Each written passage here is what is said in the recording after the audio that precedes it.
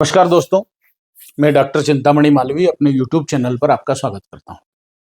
बंधु, आज हम बहुत विचारोत्तेजक और पीड़ा देने वाले विषय पर चर्चा करने वाले हैं और मैं इस विषय पर अपने मुस्लिम मित्रों को भी विचार पूर्वक सोचने के लिए आमंत्रित करना चाहूँगा। पिछले एक आध महीने की घटनाओं को ही लें तो हम देखते हैं कि कई घटनाएं सिलसिले से हमारे सामने आती हैं। जैसे अभी अहमदाबाद में अभी 2-4 दिन पहले 7 साल के एक मुस्लिम बच्चे को नोमान शेख नाम का कोई मुअज्जिम था या जो भी मस्जिद का से संबंधित व्यक्ति था, 23 साल का, वो ऊपर ले गया और नमाज सिखाने के बहाने उसके साथ अप्राकृतिक कृत्य किया, बलात्कार किया।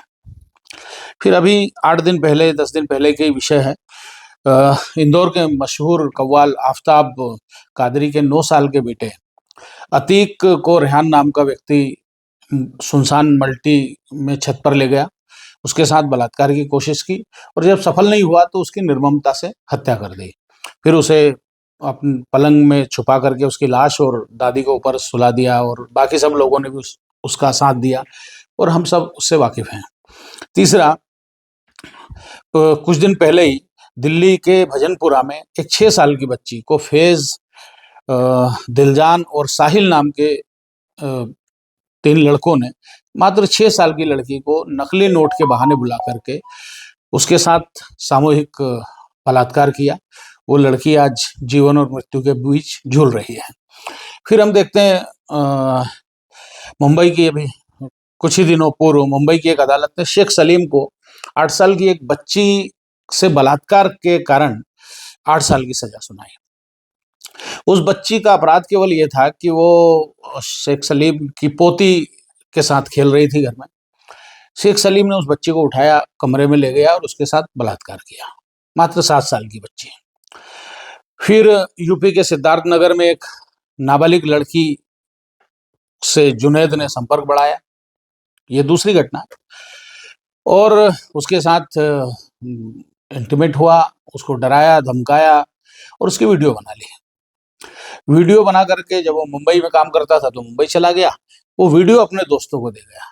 उस 17 साल की बच्ची को उसके 10 दोस्त, सारे मुस्लिम, वो वीडियो दिखा दिखा कर 6 महीने तक उसके साथ बलात्कार करते रहे। फिर उन सबकी गिरफ्तारी हुई, सामने आया विषय।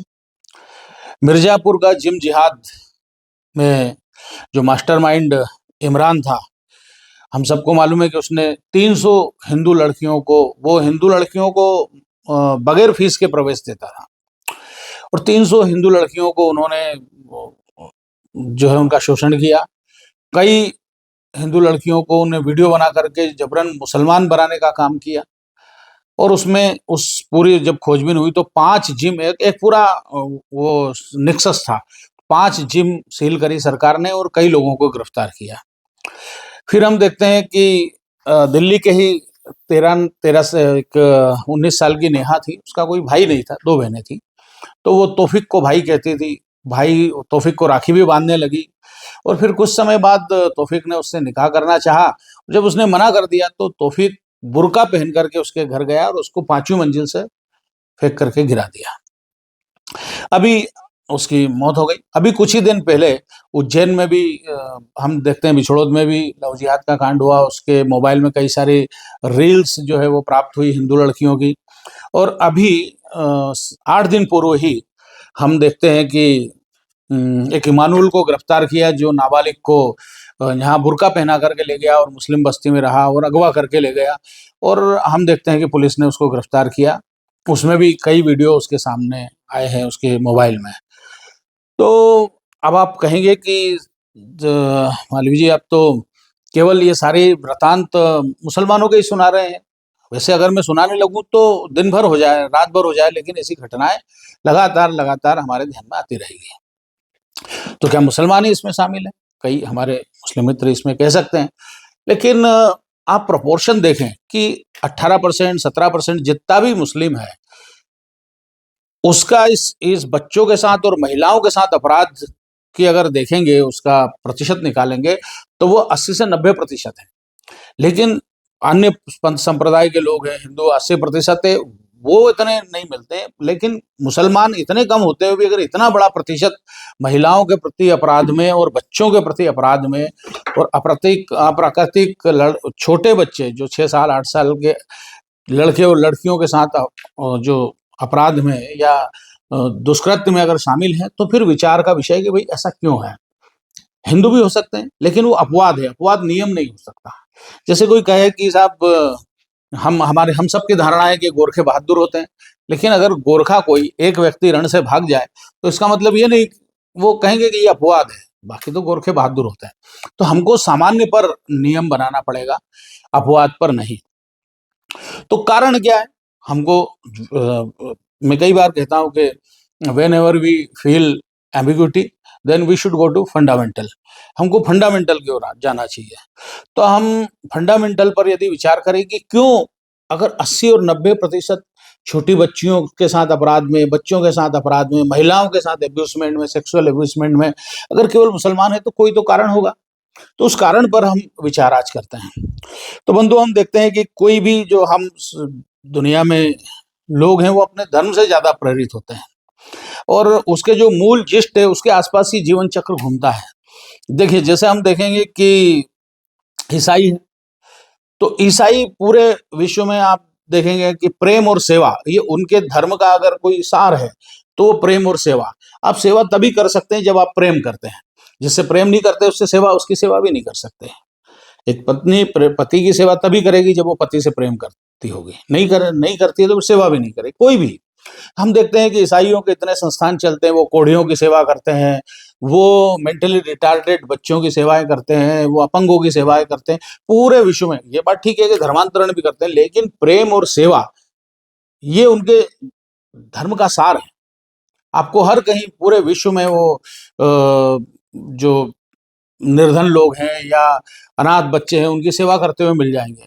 जो असाध्य रोग है उनकी सेवा करते हुए मिल जाएंगे। जगह जगह अस्पताल आपको मिशनरीज के मिलेंगे। धर्मांतरण उद्देश्य हो सकता है, लेकिन प्रेम और सेवा ये उनके धर्म का सार है। वैसे ही हम बात करें, जैसे सिख की बात करें, तो सिख के धर्म का सार है मदद और साहस। वो तो बने ही मदद के लिए हैं और साहस के लिए ही उनको बनाया है। आप कहीं भी कोई सिख खड़ा हो, आप मदद मांगेंगे, वो मदद करेगा। जब कोई परेशानी आएगी तो अकेला सिख भी खड़ा हो जाएगा। क्यों? क्योंकि उसका पूरा धार्मिक गठन, उसकी धार्मिक शिक्षाएं बताती है कि अन्याय के खिलाफ लड़ना, लोगों की मदद करना। तो कहीं भी आप देखेंगे दुनिया में तो सिख खड़ा हो जाएगा। वो हिंदुओं में से सारी जातियां हम देखते हैं कि जब इस्लामी शासन था तो मुर्दे तक जलाने नहीं दिए जाते थे। तो उस समय जब हिंदू जातियों में बटा था, मार खा रहे थे, लेकिन जैसे ही सिख धर्म आया, सारी जातियों के लोग सिख बनना शुरू हुए। अनुसूचित जाति के लोग कई अछूत सिख बने और वो घोड़े पे चढ़ने का उनको सौभाग्य मिलने लगा, उन्होंने अपने जोहर दिखाए। तो उनका जो सार है धर्म का वो है, यानी कहें कि मदद और साहस। वैसे ही हम जैनों को देखें तो जैनों का जो सार है धर्म का वो है अहिंसा।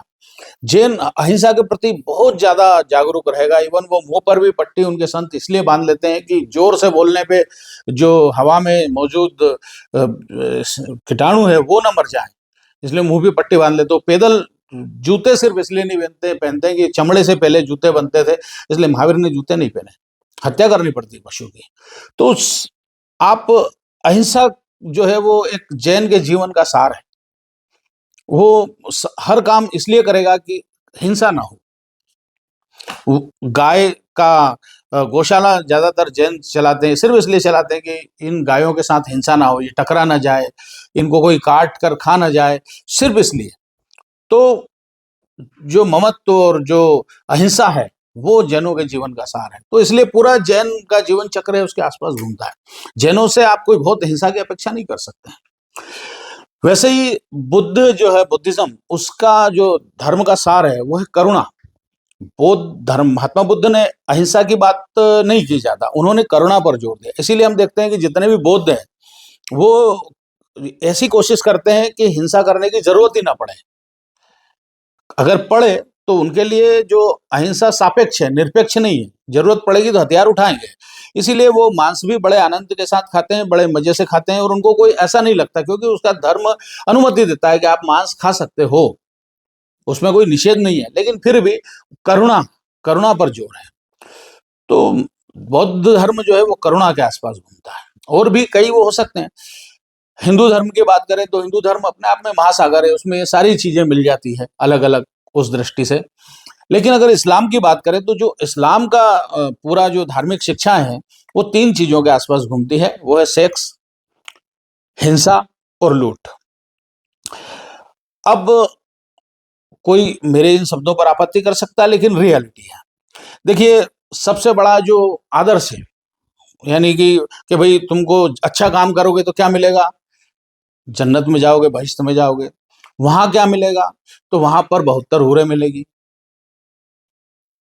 अब ये सेक्स के प्रति तो आकर्षण है। वो हमेशा जवान रहेगी, वो बहुत सुंदर हैं, वो 70,000 कपड़े पहनेगी तब भी जो है उनके हड्डी और मांस और ये सब दिखेगा, और वो कल्पना है। लेकिन उसके अतिरिक्त तो वहां एक और जो है आकर्षण है। इवन जो बहिश्त है, जो जन्नत है, वहां पर आपको गिलेमा भी मिलेंगे।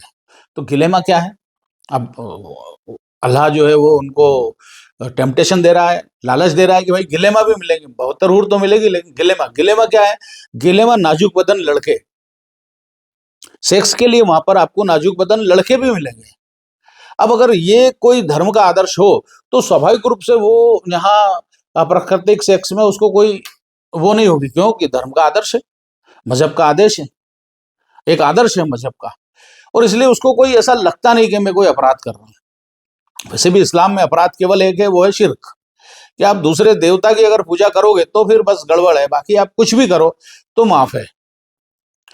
दूसरा, महिलाओं के प्रति अपराध, तो आप देखेंगे कि ये द ग्लोरियस कुरान है। अगर आप इसको, कई बात हमारे मुस्लिम मित्र भी पढ़ते नहीं है, विचारपूर्वक पढ़ना चाहिए। ये इस किताब में कहीं भी वाइफ नहीं है, वाइव्स है, मतलब बीबी कहीं शब्द नहीं है। हमेशा जब भी शब्द आया है तो बीबियां,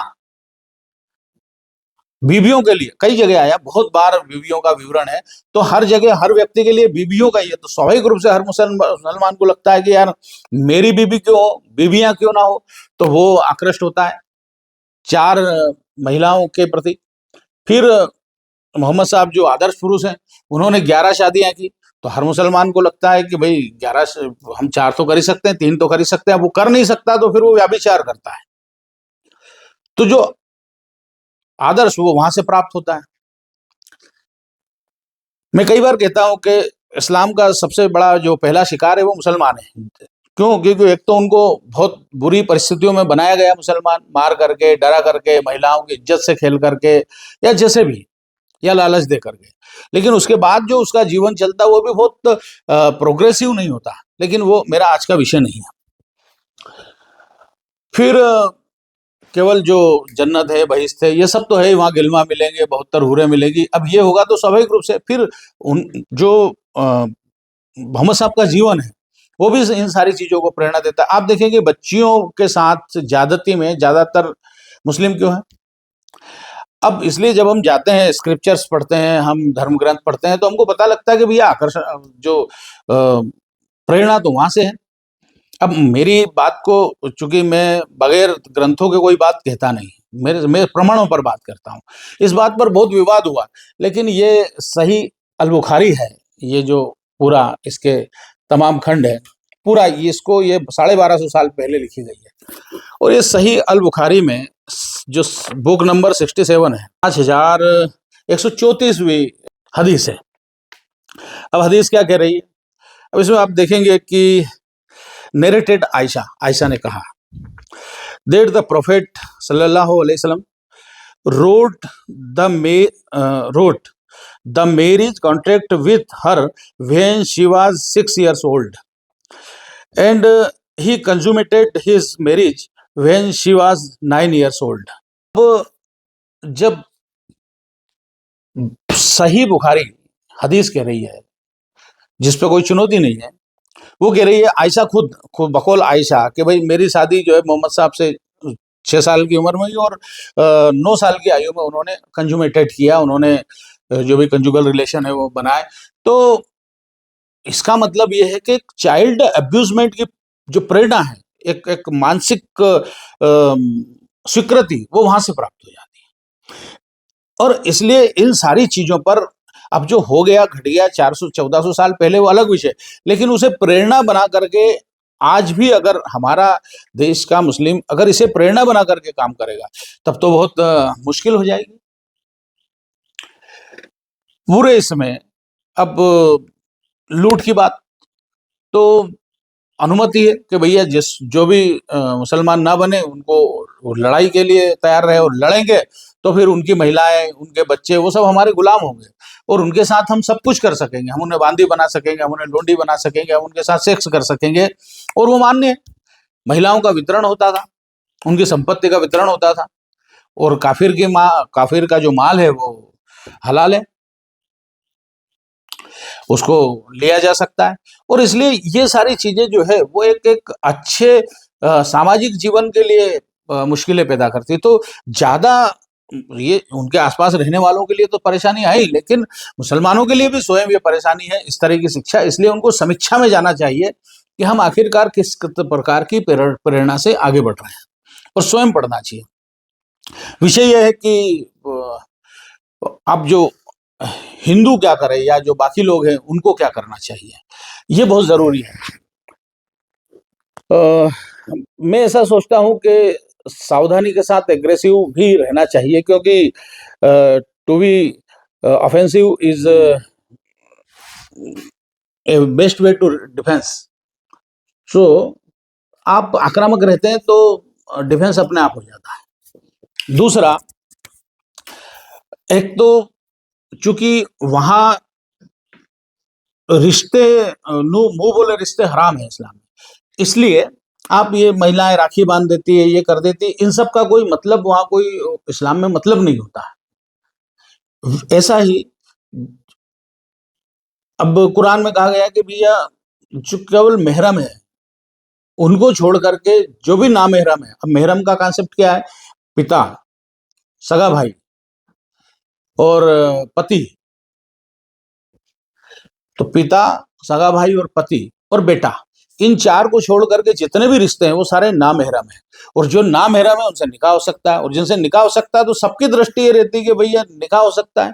एक तो उम्र का कोई बंधन नहीं। एक मौलाना साहब कह रहे थे कि आपकी उम्र 17 साल है और कजिन आपकी 34 साल की है, तो ट्राई मारो।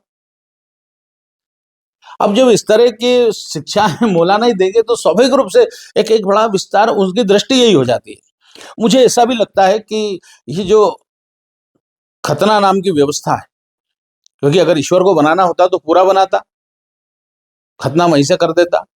लेकिन यहाँ के तो ये जो क्रूरता बच्चों के साथ, ये बच्चों के साथ क्रूरता है, और ये जो होती है इसका बदला वो बच्चा जीवन भर लेता है। खैर, मुझे लगता है कि हम क्या कर सकते हैं, तो हमें सावधानी रखना पड़ेगी। जहां भी यदि हमारी बेटी से, हमारी बच्चियों से खुल करके बात इस विषय में होना चाहिए, क्योंकि प्रेम की कोई संभावना है इस्लामी व्यवस्था में नहीं है। क्यों? क्योंकि जैसे ही आप 9 साल की होती है बच्ची, उसको पर्दा लाजमी होता है।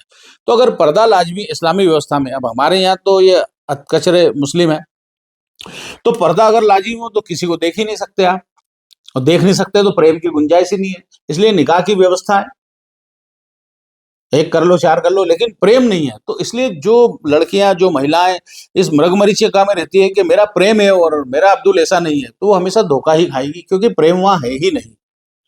फिर कई बार कहा जाता है कि जैसे राम मनोहर लोहिया एक बहुत अच्छी, वो बहुत स्त्रीवादी थे, वो स्त्री मुक्ति का बड़ा उन्होंने कई प्रयास भी किए।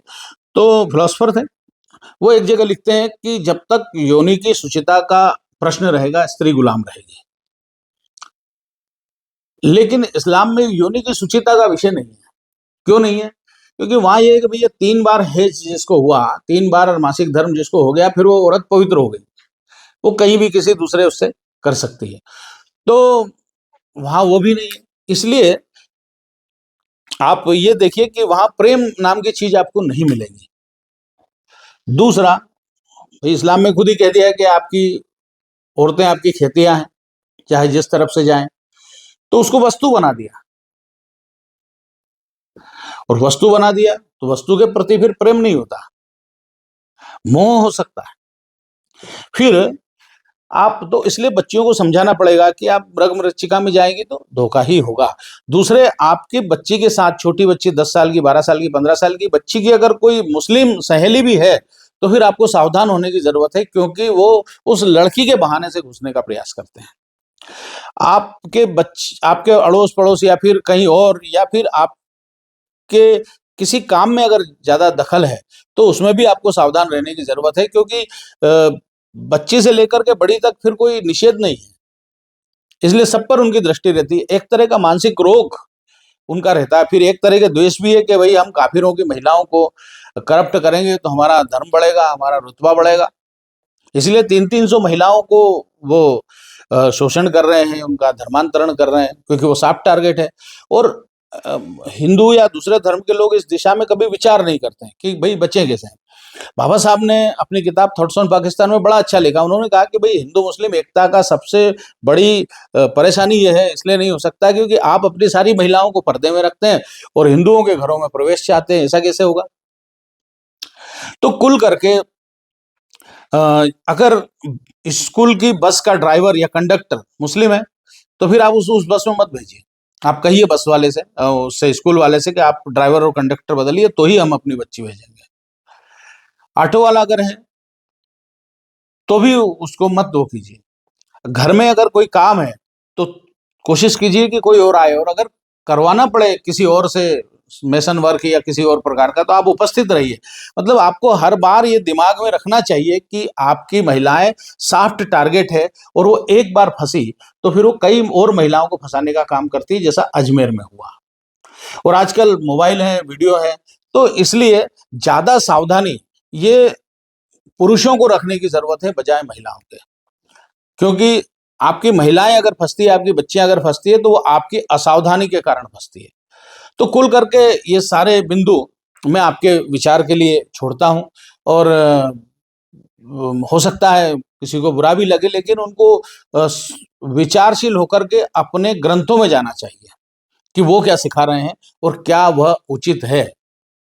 मैं कई बार सोचता हूँ कि भाई सारी महिलाएं यदि हलाल कर दी, कुरान में कहा गया है कि आपको मौसी की, बुआ की, मामी की, जितने भी है सारे बच्चे और कजिन और सारे आपको हराम हलाल कर दिए गए हैं। लेकिन प्रश्न ये है कि फिर मोहम्मद साहब ने एक वर्ष में ऐसा क्यों लिखा, एक आयत में ऐसा क्यों कहा कि ए लोगों, रसूल की बीवियां आपकी माएँ माताएं हैं, आपकी माएँ हैं। यानी बाकी सब तो हलाल हो गई, लेकिन रसूल की बीवियां हराम है। तो तभी मुझे लगा कि भाई कहीं ना कहीं झोल है, क्योंकि ईश्वर को तो ये कहने की जरूरत ही नहीं है। बहुत कुछ मुझे कहना नहीं है, लेकिन ये विषय बहुत संवेदनशील है, बहुत समझ की जरूरत है। और आप अपनी दृष्टि से हिंदू व्यू पॉइंट से देखेंगे तो मात खाएंगे। आपको उन्हीं के नजरिए से बुद्धों को देखना पड़ेगा। बहुत बहुत धन्यवाद। भारत माता की जय।